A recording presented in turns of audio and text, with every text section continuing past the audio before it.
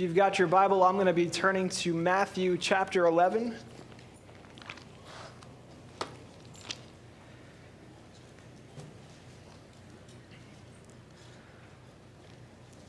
You know, I was thinking earlier about just the idea that there's a lot of jobs out there that people have or could have, I suppose, that definitely can be really stressful. Some jobs, I think, are by nature kind of higher pressure, higher stress, more of a burden, more of a, something that's going to weigh on your soul, weigh on your emotions, weigh on you mentally, weigh on you physically, etc. So, but most jobs have at least some measure of stress associated with them. And so I was thinking, what's the most stressful job I could picture? If there was one job in the world available to mankind, what's the most stressful one? And I was like, I don't know, maybe being president of the United States of America, like that. They always say, hey, look, they came in and they had brown hair, and then they go out and they've got gray hair. They came in with black hair and they go out with gray hair. And you got to think about the weight of having the whole Western world and the whole free world and all of the decisions and the most powerful military and the strongest economy and all. It's a democracy, and so everybody's telling you how you're bad and you've done wrong, and you've got the media, and we're very loud and vocal, and you've got the internet, and you've got television and radio and talk shows, and you've got all these things weighing on you all the time, and everybody's looking to you every second of every day for the decisions and for the counsel and for the leadership. And I was thinking, man, that has got to be one of the most stressful jobs ever. And then the Lord showed me, imagine being Jesus. Imagine your occupation is Savior of mankind. And here's the job description. You need to, first and foremost, you need to never sin.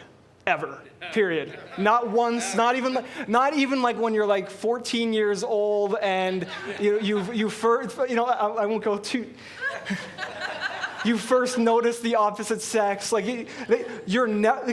Jesus never took a wife. Think about that for a second. Think about the control over his gender, the sexuality side of things, to be more specific. I mean, how do you do that? How does somebody just never, ever sin, period, in any area? Not greed, not jealousy, not lying, not stealing, not envy, not cheating. Not one time ever once did he sin. And that's item number 1 on the job description. Oh, and by the way, in addition to never sinning, which, this is kind of related and goes hand in hand, he's under the Old Testament law. And so it's and he's being judged by the Pharisees and the Sadducees, and so they've imposed all these other details and rules and kind of pseudo-God, pseudo-man applications of the law. And so he's kind of he's in this position where it's not even just about his heart, and it's about the judgment of man. And so he would constantly get accused about saying, he would drink, he would have a glass of wine, and he'd be accused of being a drunkard. He would eat, he'd have a meal, and he'd be accused of being a glutton. And so he had to deal with all of that. He had to deal with the systems, the religious, the legalistic, and ritualistic systems that were in place. And so he had to carry that weight all the time in a very, very, very public ministry.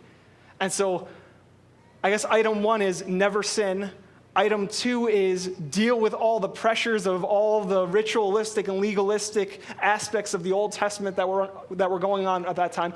Item 3 is, oh, by the way, everybody is going to swarm you once you kick off your ministry. So he'd go from one place and be like, all right, cool, I've ministered here, I've imparted the words of life, I've prayed for you, I've healed you, I've raised your dead, I've done this, that, and the other thing, I've fed the 5,000. Then he gets in the boat the next day, he lands at the next town, and he's greeted by throngs of people that want the same thing all the time. And I was thinking about what Prophet Andre said when he was ministering, and he's like, yeah, this one time I was speaking at a church, and it was a larger church, and whatever, it was 1,000 or 2,000 people in the congregation, and the pastor looked at me right as I got up and said, I want you to pray and lay hands over every single person in the congregation. And he was publicly admonished to do this.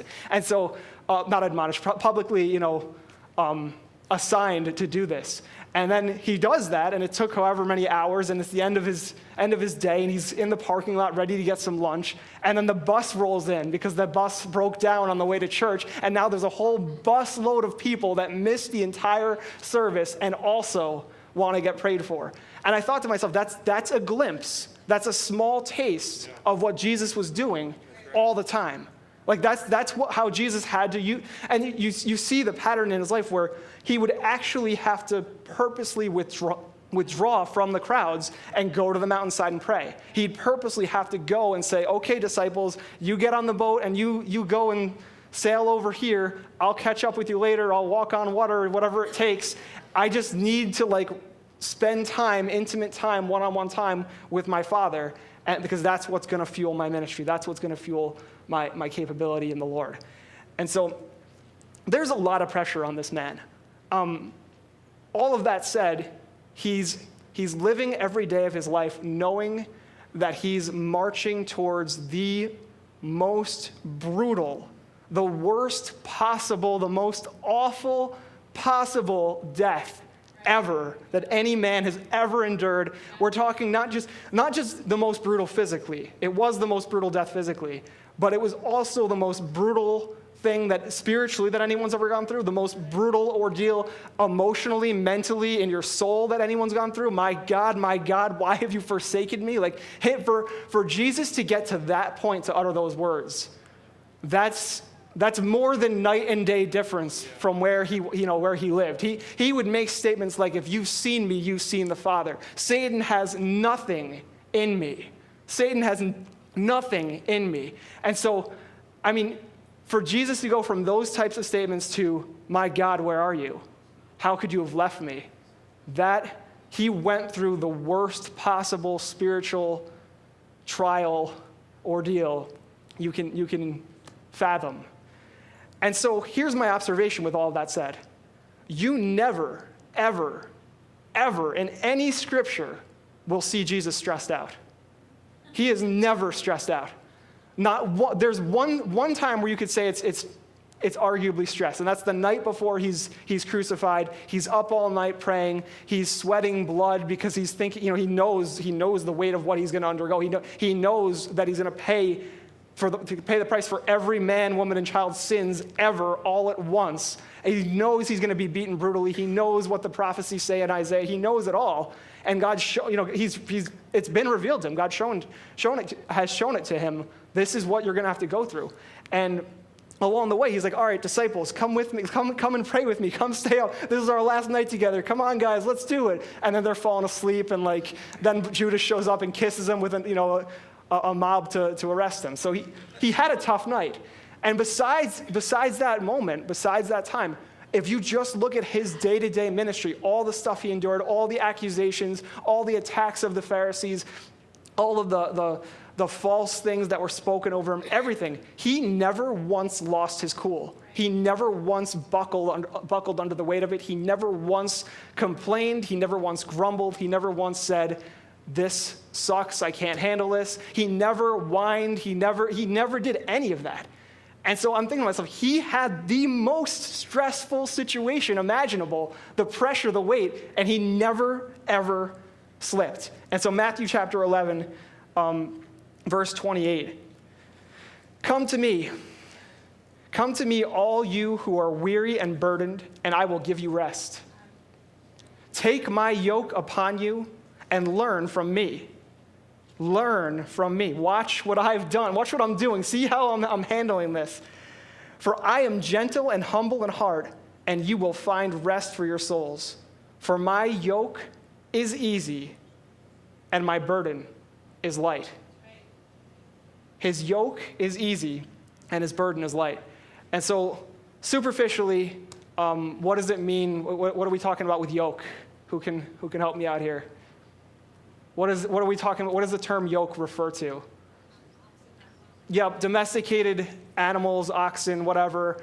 And we're talking about the harness or the apparatus that's tied around their neck that basically keeps them in a state of control, a state of submission where they're yoked together with other oxen. They're probably pulling a cart or a wagon or some load, and they're kind of just stuck under this harness, under this bondage, so to speak, and that's their lot, is to kind of stick together with their other yoked oxen and carry the load. And then burden is obviously referring to carrying the load, carrying a heavy weight, carrying, and by your own strength.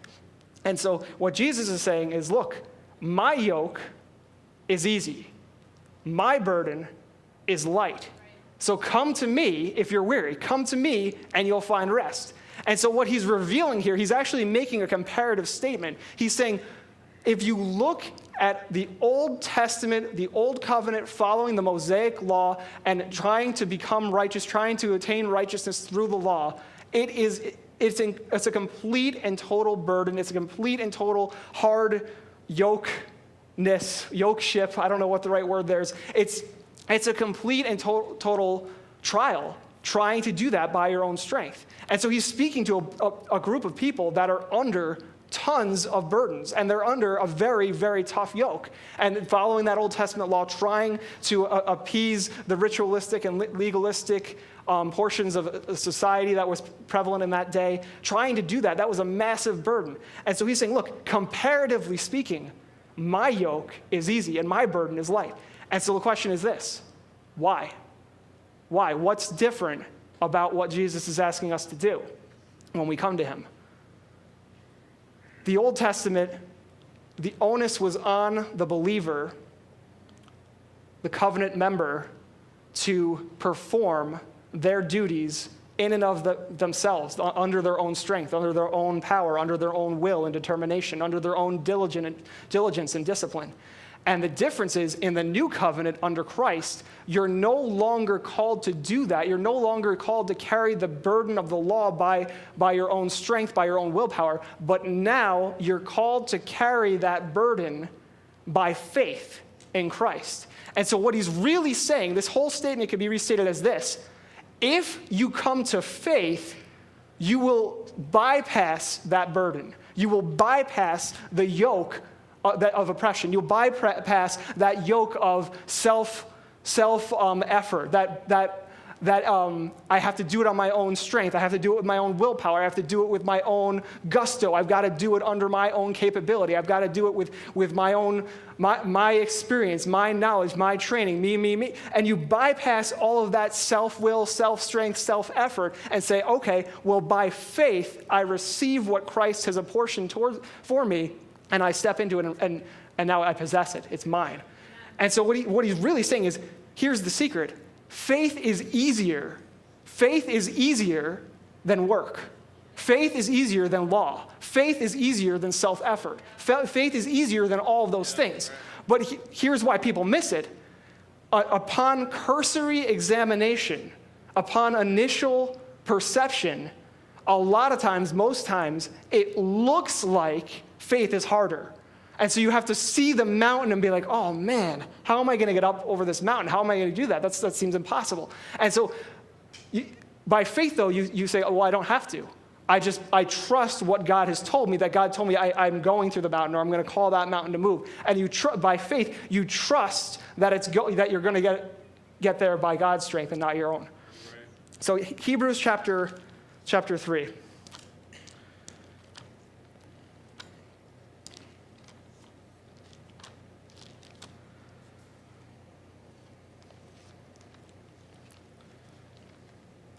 So we're talking about rest. We're talking about rest from self-effort, rest from legalistic pursuits, rest from trying to achieve or attain something that was never meant for man to attain by themselves. And I was thinking about how when I first came to know God, I was in college. And I wasn't raised in a Christian household. I didn't have a church-based background of any sort to speak of. And I was in the world, in college, living a pretty stereotypical college life. And so I had all the stuff. I don't really want to glorify that lifestyle, so I'm not going to go into too many details. But the drinking, all that stuff was there. And also I was smoking marijuana. There was all that kind of college, worldly, secular, stereotypical lifestyle in there. And so now I've come to know God. I've received Christ into my life, And I still have all of that stuff kind of going on. And I remember a few months into my salvation, the Lord just kind of showed me like, hey, you know, you're not really, this isn't really you. You're not really called to be someone who's smoking, abusing illegal substances. You're not called, that's not who you really are. And he was showing me like the friendships that are kind of like based around that lifestyle that I had, that's not what a true friendship is based on. True friendships, it's not based on you huddling around some substance. It's based on a legitimate love and care and compassion and mutual, edifying relationship between two or more people. And so he was showing me all this stuff. So he kind of just gave me a glimpse of like the higher way, the kingdom way. And so I remember I saw that glimpse and I said to myself, okay, I don't know how I could just quit. Like, all of my friends are doing this. I live in the dorms. I live in a suite, so it's not just a roommate. I have 5 other guys that live with me in the same quarters, and most of them are all doing it. We all hang out with people who are doing it. How am I supposed to, how do you get free from that? How do you break that social bondage off? I was a brand new baby Christian. I didn't have a lot of strength. I didn't have a lot of scriptural knowledge. I wasn't going to go to Pastor Chris about it. I wasn't going to tell him about it. This was like my secret closet of evil that I went to church on Sunday and then I had my closet of evil that yeah. Well, and Pastor Chris, I don't know if he does this still. Maybe he still does, and I know him well enough where I've graduated. But he used to come up to us, like the young guys especially, and he'd grab you by the hand and he'd look right into your soul. And it's almost a vacant stare, but at the same time, it's like the most intense stare ever, because he's not looking at you, he's looking through you, and so you're like, what are you doing to me? And you're just kind of, he's shaking your hand for forever, and you're like, I want to let go now. Can I have my hand back, please? And I think, and you can tell me if I'm wrong, the longer you're holding that person's hand, the more trouble they're in. Is that true? And sometimes he shook my hand for a long time. So anyways, I had my evil closet over here. I had my church life there, and God invaded that separation and said, look, here's the kingdom way, and here's the creepy man of God that's looking into your soul and showing you that you're evil. And so I've gotten this wrong plenty of times, but this is one time I got it right. I said, okay, I'm just going to make a decision then. If this is what God wants me to do, and he showed me that picture of the higher kingdom, the God way, I'm just going to decide, that's it. First semester this year, I smoked. Well, guess what? Second semester this year, I'm not going to smoke. And I didn't even do it right, to be honest. I don't know if I was in training wheels or diapers or whatever. I was like a baby. I didn't know what I was doing.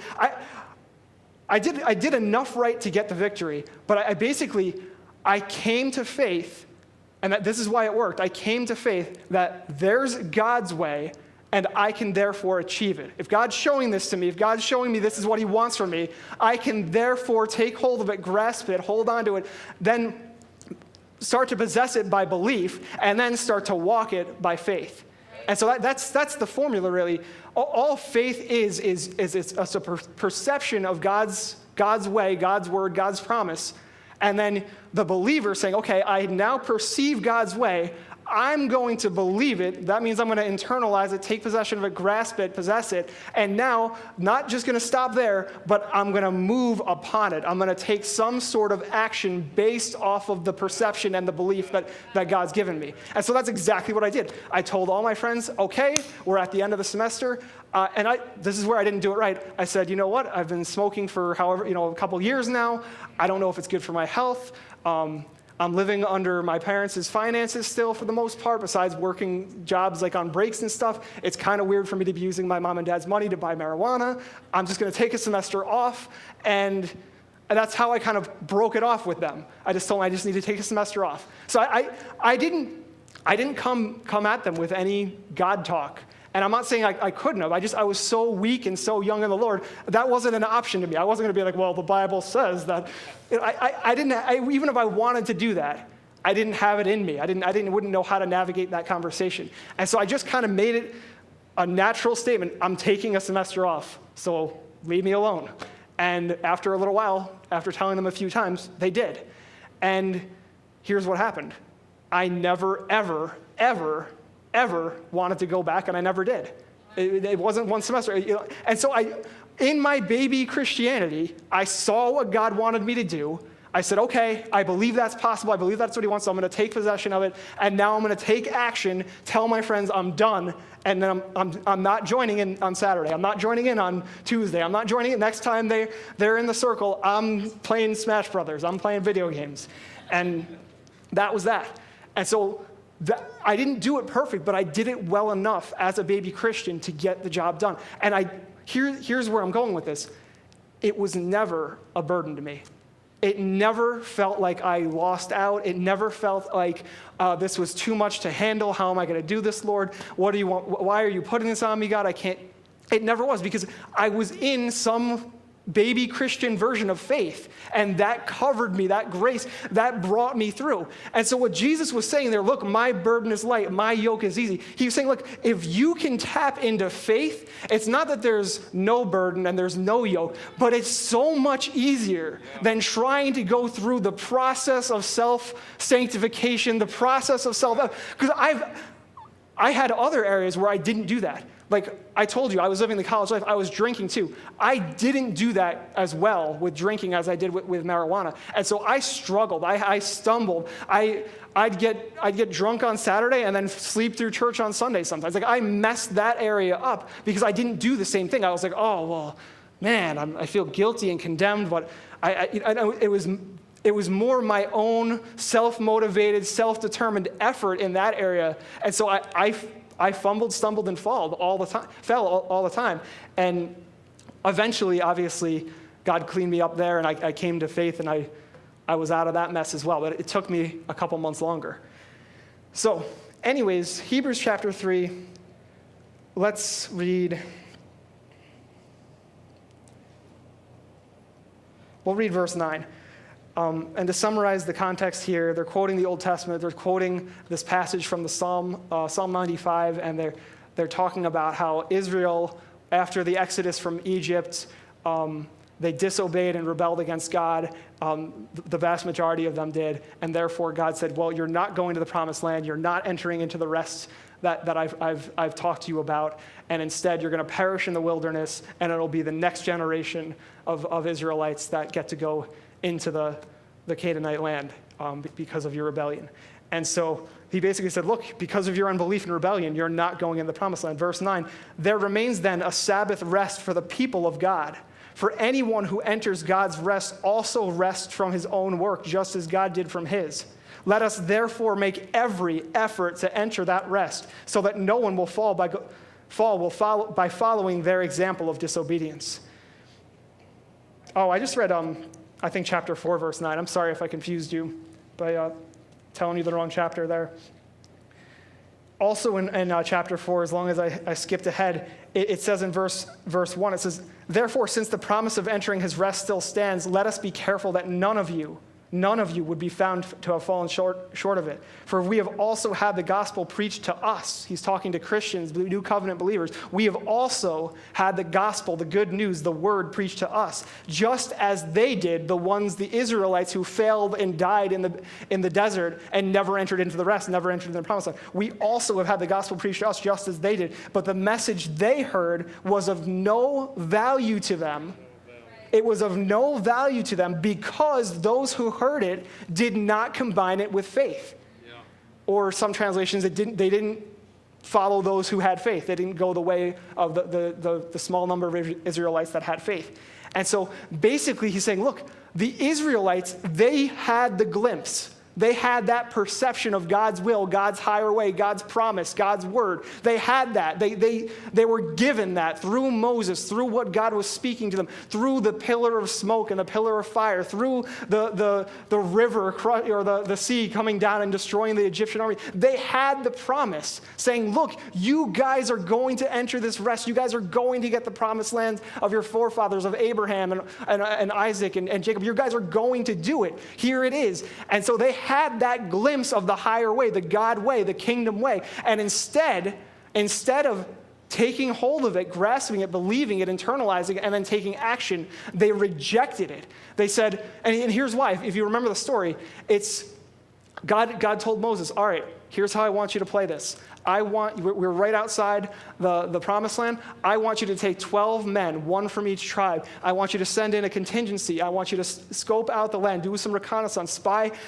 on the Canaanites, spy on these people, and find out what we're dealing with. Is this land, we hear it's flowing with milk and honey. We hear it's going to be awesome. We hear it's going to be this peaceful, great, luxurious place for us to live in. Tell us all about it. Are the cities fortified? Are they walled? Are there trees? Taste of the fruit. Tell us what the people are like. And so he sends in this contingency of 12 people, and they come back after 40 days of that reconnaissance mission, and guess what? 10 of them say this. They say, look, indeed, the land is awesome. It's got tons of stuff. It's really, really, it's fertile. There's trees, there's fruit, there's the milk, there's the honey. It's good, it's awesome. But here's the problem. The cities, they're fortified and they're strong. There's walls. The people, they're like giants. They must be descendants of Anak, some giant from whatever. And they paint this picture like, look at how much trouble we'd have. There's too many of them. And they basically end up taking the whole nation and bringing them under this oppressive picture of what the promised land was. And so the entire nation ends up saying, okay, we're not doing that. We've already dealt with Egyptian armies. We've already dealt with wilderness. We've already dealt with slavery. We've already dealt with this, that, and the other thing. There's no way we're going to go fight giants in fortified cities. Not going to happen. Sorry, Moses.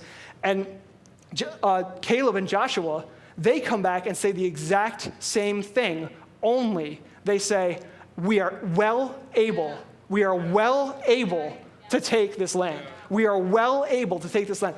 And so my question is this, what was different about Caleb and Joshua? Were they on steroids that day and they had a testosterone? They're like, oh, we'll take those giants on. There's no problem here. What happened with those two guys versus the other 10? Did they just decide that they were going to just beat up a bunch of giants? These guys were clearly intimidating. These are the big swords and spears and armors and bows and arrows and whatever types of armament they had during that time. These guys knew how to fight, and everybody, they could tell by looking at them, this was not going to be a natural battle that you'd want to go into under normal circumstances. So what did Joshua and Caleb do different? They took the glimpse, that perception of what God said, look, I'm sending you to this land so that you can possess it and oust its current inhabitants. I'm sending you for that very purpose. You have my backing and my blessing. You have my strength as yours in this endeavor. And so they still saw the same exact warriors. They saw the same exact walled cities. They saw the same exact giants as the other 10 guys. But they chose to look at what God showed them and put that at a higher premium than what their eyes showed them. And that's the key to faith. That's the key to the rest that Hebrews is talking about. That's the key to the rest that Jesus was talking about.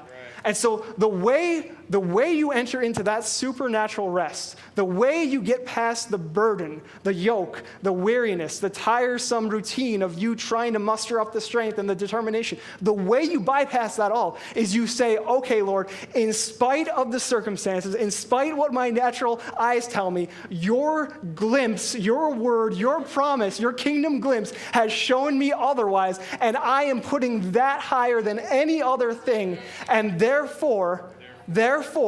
I will be able to rest and it will come. David said, I am surrounded by my enemies and I go to sleep in their presence. When I awake, they've all been dealt with. They're all taken away. And so David had this idea, I'm going to rest in God's promises. I don't care if I'm surrounded by armies. I don't care if I'm in a cave. I don't care if the king of the most powerful army in the known world is trying to kill me. I don't care about any of that because God said that he's my refuge and my strength. He's my strong tower. He's my shield. He's my deliverer. Therefore, it's a done deal as long as I believe and take action. Matthew chapter 25.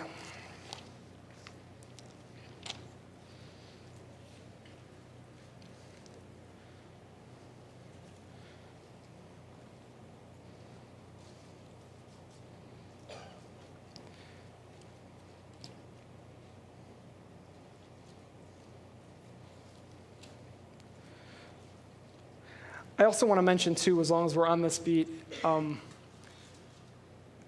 when it comes to looking at the natural perception of things, and you see clearly, like, okay, in the natural, this is a huge challenge. In the natural, they're giants. In the natural, there's walled cities. In the natural, this bill is too big for my bank account or my paycheck or whatever. This sickness has already taken my body. I already feel sick. I already have the fever. I already have the runny nose, whatever. I already feel drained.